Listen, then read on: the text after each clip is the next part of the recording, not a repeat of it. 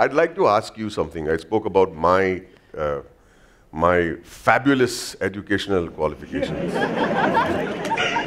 and today you can laugh about it. I was not good at maths. I still don't know my room number. You ask, I don't remember numbers. Somebody have to keep asking, what's my room number for the internet connection?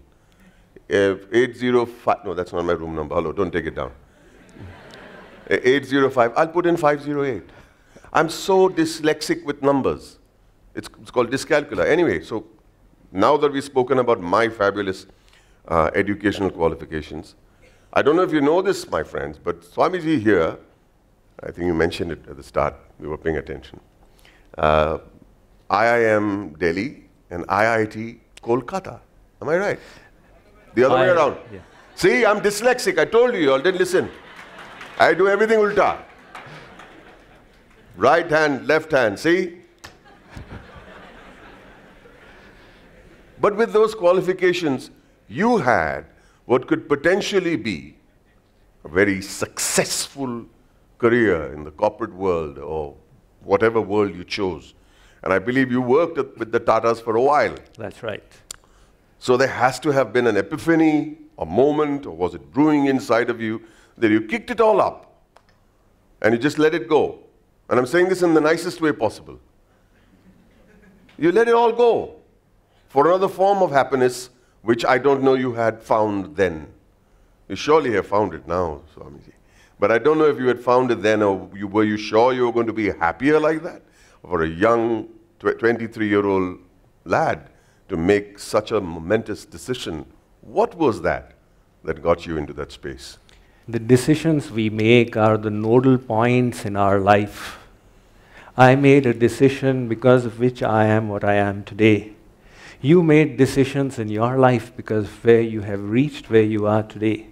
Our student friends are going to make decisions and which will influence where they will find themselves after 15 years.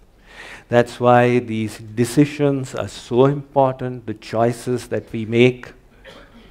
Your question is, why did I make this particular choice? Yes, Swamiji. The choices will depend on the values that we install within ourselves. Our intellect accords different values to different things. How much value do you accord to your health? How much do you accord to your family, to your professional success, to your inner growth? That is how you divide your time between these. So it is very important that we install in ourselves solid, good values. And how do you tweak the value system you have within yourself? And in that the answer will also come. Values depend on the beliefs that we hold. If somebody's belief is that money is the basis of happiness, the value for money in that person's system will be very high. So these beliefs are just happening to us all the time. You associate with 5 drunkards and you receive the belief that the bottle is the way to happiness. I was blessed that I received this divine knowledge when I was doing MBA. I was questing for it and I came to this source of wonderful knowledge that convinced me that the most important thing for happiness is your own inner self. In other words, I accorded the highest priority to my inner yearning, to the extent that I felt that this is the most important thing for success in life. And that belief created the value that this is, I value the maximum, and I made a decision. So when I was working in the Tatas after my MBA, by then I was already on the spiritual side.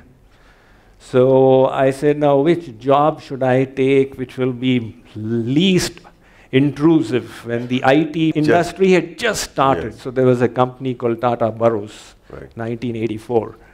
I said, okay, this seems good enough. But when they started teaching me the operating system of the Burrows mainframe computer, I said, my God, is this what my life is about?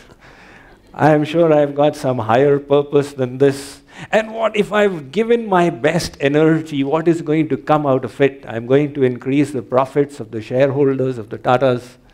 I would rather utilize my energy in a way that aligns with my value system. And that is why I decided that for my own quest for the absolute truth and to help others, my spiritual teacher said, look, there is no shortage of engineers and MBAs in this world. But there is need of people who understand divine wisdom and who can educate others upon it. So for my own quest and to have the opportunity to serve others, that is why I made this choice.